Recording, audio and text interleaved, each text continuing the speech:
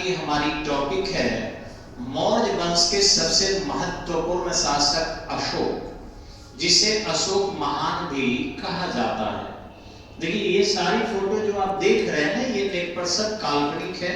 वास्तविक अशोक की जो तस्वीरें हैं वो नहीं बनाई जा सकी है, क्योंकि उस समय में चित्रकारी उतनी ज्यादा विकसित अवस्था में नहीं थी। हाँ, रही बात अशोक की, तो आपको शायद पता होगा कि अशोक के पहले भी मौर्य वंश के कुछ शासक थे, जिसमें आपका पहला शासक था चंद्रगुप्त मौर्य। अब ध्यान रखेंगे कि चंद्रगुप्त मौर्य जो था वो क्यों शासक बना और क्या उस सिद्धांत का पालन अशोक ने किया था। अगर अशोक करता, दूसरा महत्वपूर्ण शासक था, आपको पता ही होगा, बिंदुसार, और तीसरे स्थान पर आपको आते हैं अशोक महान। तो देखिए हुआ क्या कि चंद्रगुप्त मौर्य के शासक बनने के पीछे चंद्रगुप्त मौर्य उत्तरदायी नहीं थे, बल्कि उत्तरदायी था इसके लिए धनानंद। कैसे? धनानंद बहुत अधिक अत्याचार किया था, मदिरा, महिला, जुआ, इन्हीं सिद्धांत पर जो है अपने मगध को वो आगे लेकर चल रहा था, और जिससे आम जनता बहुत कष्ट में थी। इससे चाणक्य उनको बचाने का प्रयास कर रहा था। जब भी कोई एक बार की बहुत अधिक श्रेष्ठता रखने लगता है तो ध्यान रखेंगे उसकी योग्यता उसी दिन से समाप्त होने लगती है। अतिशय आत्मविश्वास अच्छी बात है, लेकिन घमंड अच्छी बात नहीं है, और चतुराई पूर्ण सत्ता कभी नहीं स्थापित करना चाहिए। और धनानंद ने ऐसा किया था। उन्होंने केवल चाणक्य का अपमान नहीं किया, बल्कि चाणक्य एक बुद्धिमान थे, चाणक्य एक ज्ञानी थे, चाणक्य एक प्रसिद्ध सलाहकार थे, और उन सलाहकार के द्वारा सुझाए गए समस्याओं को इग्नोर कर दिया, और इग्नोर करने के बाद अपने मनमाने ढंग से चलाने लगा। बैकडोर से एक मुद्रा राक्षस नाम के व्यक्ति भी धनानंद को मदद करने लगे। ऐसी स्थिति में चाणक्य जो है दरबार में ही उन्हें उनके गलत निर्णयों से रोकने का प्रयास किया, और फलतः आप लोग सीरियल में देखे होंगे कि वो लात मार के दरबार से निकाल दिया। जो भी हो, अपमानित जरूर किया। उसी दौरान चाणक्य ने ये सोच लिया, अपनी चुटिया को खुला कर दिया ताकि उसे याद रहे कि कुछ न कुछ करना। और फिर वो जंगल में जाकर आत्ममंथन कर रहा था कि उसे दासों के एक श्रेणी में से छोटा सा बालक नजर आया। चंद्रगुप्त मौर्य नाम था, राजकिलिकम खेल खेल रहा था। उसे 1000 कर शापन दिया, 1000 पन, समझ सकते हैं कितनी राशि थी। उस समय मुद्रा जो था पन के रूप में थोड़े दिन पहले चलता था, उसे देकर खरीद लिया। तक्षशिला ले गया, प्रशिक्षण दिया, क्योंकि वहां का वो प्राध्यापक भी था। और वैसी स्थिति में चंद्रगुप्त मौर्य आया और फिर धनानंद को पराजित करके मौर्य वंश के नींव डाला। लेकिन अंतिम समय में वो धर्म का आचरण खुद करने लगा। ये कक्षा एक ज्यादा जरूरी कैसे है ये मैं बता रहा हूं कि राजा कभी भी धर्म का आचरण अधिक करने लगता है तो ध्यान रखेंगे उस राज्य का पतन निश्चित है।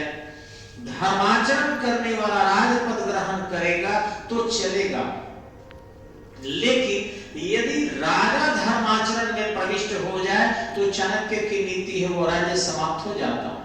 या तो अतिशय धर्म की हानि भी करेगा तो राज्य का पतन होगा, और अतिशय धर्माचरण भी करेगा तो राज्य का पतन होगा। तो धनानंद एक तरफ अतिशय धर्म की हानि कर रहा था, और वहीं चंद्रगुप्त मौर्य ने किया, जैन धर्म का अनुसरण कर लिया और राज्य को त्याग कर बिंदुसार के हाथों में और श्रवणबेलगोला चला गया, जहां जाकर संलेखन करके क्रमशः सिद्धशिला को चला गया। संलेखन मतलब होता है कम खाना और धीरे धीरे भोजन घटाते जाना। आपके श्रवणबेलगोला कर्नाटक के मैसूर में है। अब रही बात, उसका पुत्र बिंदुसार बना था, जो आपके दुर्धारा से उत्पन्न था। कुछ लोग कहते हैं उसके सिर पर जो है कुछ बुंद के दाग थे, इसलिए बिंदुसार कहा गया। और कुछ लोग कहते हैं पूरे शरीर में बहुत सारा दाग धब्बा था, जो बकरी के पेट में कुछ दिन तक उसके त्वचा में रखा गया था लपेट कर, इसलिए उसका नाम बिंदुसार था। जो भी है, 16 पत्नियों का वर्णन आया है और 101 पुत्र का वर्णन आया है। अशोक उसमें बड़ा नहीं था और एक जंगल की रहने वाली महिला सुभद्रांगी, जिसको धम्मा के नाम से भी जानते हैं, उसी से उत्पन्न अशोक था। सबसे बड़ा पुत्र बिंदुसार का सुशील था। सुशील को ही लग रहा था कि उत्तराधिकार के नियम के अंतर्गत बड़े पुत्र को गद्दी मिलना चाहिए। वह बिल्कुल निश्चित था कि गद्दी मिलेगी, लेकिन योग्यता घट रहा था। एक तरफ चंद्रगुप्त मौर्य जो जैन धर्म का अनुसरण किया, दूसरे तरफ बिंदुसार ने आजीवन पंथ का अनुसरण किया। और उस समय पिंगल वंश उसके दरबार में पहुंचे थे। पिंगल वंश से पूछा कि अशोक क्या करेगा। इस पर कहे थे या तो महान संत बनेगा या महान राजा बनेगा।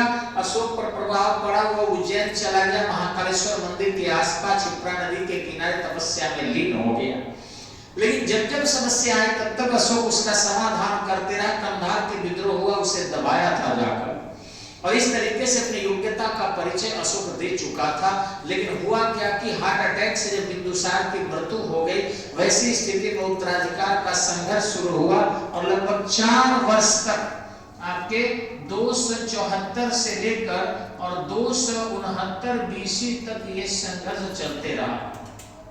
बीसी में थोड़ा उल्टा चलता है, यानी कि उधर से घटाते हुए 0 तक आएंगे और तब जाके ईस्वी सन बढ़ाएंगे, जो 2022 अभी चल रहा है, 14 फरवरी याद है।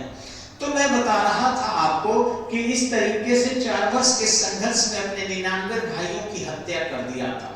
लेकिन उसका एक खुद का अपना भाई था जो सुभद्रांगी से ही उत्पन्न था, बिगताशोक नाम था, उसकी हत्या उसने नहीं किया और फिर 269 बीसी में अपनी ताजपोशी करा लिया। अशोक लंबे समय तक शासन बेहतरीन चलाया, लेकिन 261 में कलिंग के आक्रमण करके जब लौटा, हल्का फुल्का बौद्ध धर्म के प्रति आकर्षण हो गया और 251-50 बीसी में तो तीसरी बौद्ध संगति का पाटलिपुत्र में आयोजन भी कर दिया। इस आयोजन से वो एकदम पूरी तरह बौद्ध भिक्षु हो गया और बोधि वृक्ष की जाकर सेवा करने लगा। तिस रक्षिता उसके इस व्यवहार से उसकी पत्नी थी दुखी हो गई। बोधि वृक्ष में कांटेदार जहरीला वृक्ष बुवा दी, जिससे वृक्ष सूखने लगा। अशोक उसमें और ज्यादा अपने समय को देने लगा और नतीजा हुआ कि राजकाज में उसकी अव्यवस्था आ गई। उस अव्यवस्था का परिणाम जो है मौर्य राज्य कमजोर हो गया। उसके मरने के बाद जो है कुणाल और जालव का राज्य के विभाजन कर डाले और अंततः बृहद्रथ के समय में तो इतनी कमजोरी आ गई कि पुष्यमित्र शुंग ने बृहद्रथ की हत्या भरे सैनिकों के सामने कर दिया और शुंग वंश की नींव डाल दी। अशोक के पतन के कई कारण बताए जाते हैं या मौर्य साम्राज्य के पतन के लिए। एक कहा जाता है कि ब्राह्मण प्रतिक्रिया थी, दूसरा कहा जाता है कि अत्यधिक सेंट्रलाइजेशन ऑफ मौर्य एडमिनिस्ट्रेशन था। कुछ लोग कहते हैं डिसेंट्रलाइजेशन ऑफ मौर्य स्टेट था या मौर्य राज्य था। कुछ लोग उसको कहते हैं कि वित्तीय घाटे थी, अत्यधिक जो 84,000 बौद्ध स्तूप बनाया था, जिस कारण खर्च ज्यादा हो चुके थे, कोष रिक्त हो चुका था, सैनिकों को सही ढंग से वेतन नहीं मिलता था। कुछ लोगों को कहना था कि नहीं, ये सारे कारणों के अलावा था कि योग्य उत्तराधिकारी उसके नहीं थे। अगर योग्य उत्तराधिकारी होते तो राज्य को बचा लेते। जो भी कारण रहे हो, सभी इन कारणों का परिणाम था मौर्य साम्राज्य का पतन। यानी जहां चंद्रगुप्त मौर्य एक दास का जीवन जीने वाला, दासों के हाथ बेचने वाला, अपने गुरु चाणक्य के सहयोग से एक बृहद मगध राज्य को मजबूत राज्य में मौर्य वंश में तब्दील कर दिया, वहीं उसके पोता अशोक ने राज्य का विस्तार तो जरूर किया, लेकिन शासन को कमजोर कर दिया, चाहे जिस शक्ति से भी हो। लेकिन अंततः अशोक के जाते ही मौर्य साम्राज्य का विभाजन हो जाना और एक भी उत्तराधिकारी का सही नहीं आना, अशोक महान के ऊपर से दोष को हटाया नहीं जा सकता है। कहीं न कहीं इसके लिए अशोक भी दोषी था। जय हिंद।